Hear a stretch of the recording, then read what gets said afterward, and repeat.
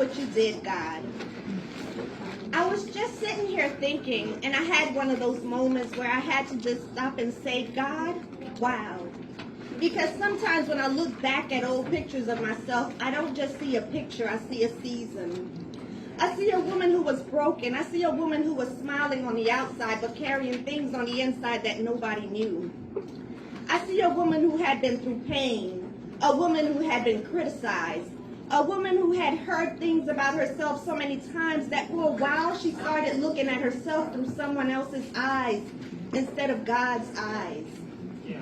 And that's a dangerous place to be, when somebody else's opinion becomes louder than the voice of the one who created you.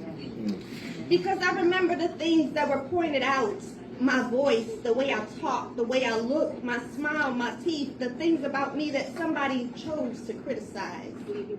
And I'm not going to pretend it didn't hurt. It did. Because when the person criticizing you is somebody you love, those words hit differently. They get in places you don't even realize they're getting into. They make you question yourself. They make you wonder, is something wrong with me? Am I not enough? But then God started showing me something, because the very things that were criticized became the very things people started celebrating. The voice that somebody made fun of became the voice people said was comforting. The voice people said was healing. The voice people said was therapeutic. And I just had to sit there and say, wait a minute, God, the same voice, the same one, the one they laughed at is the one you're using? Then I thought about my smile, the things I used to feel insecure about. And my dentist looked at me and said, you have diamonds. Diamonds. And I remember thinking, God, do you see what you're showing me? Because sometimes people can look at something valuable and not recognize its worth. A diamond is still a diamond even if someone calls it a rock. A gift is still a gift even if someone doesn't appreciate it. A masterpiece is still a masterpiece even if somebody doesn't understand the artist. And I think that's what God was teaching me. I was never lacking value. I was just surrounded by people who couldn't see it. But God saw it. He saw it when I was broken. He saw it when I was crying, and he saw it when I doubted myself. He saw it when I was looking in the mirror and only seeing flaws. And he said, no, my daughter, that's not all I see.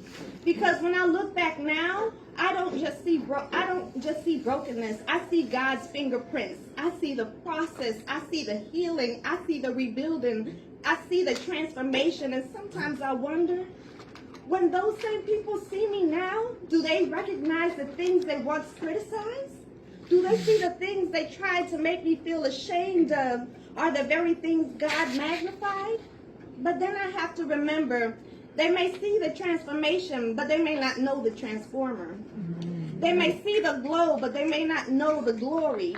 They may see the woman standing today, but they don't know the prayers, the tears, the breaking, and the rebuilding that happened when nobody else was watching.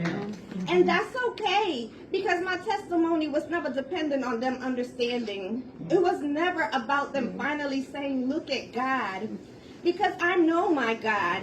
I know where he brought me from. I know what he healed. I know what he restored. And when I look at my life, when I look at who I am becoming, all I can say is, God, look what you did. You took the things that were used to hurt me and turned them into reminders of your goodness. You took the places where I felt rejected and showed me I was already chosen. You took what was broken and you made it beautiful. And today, I don't look at myself through the eyes of the people who don't see my worth. I look at myself through the eyes of the God who created me. And God, look what you did. Amen.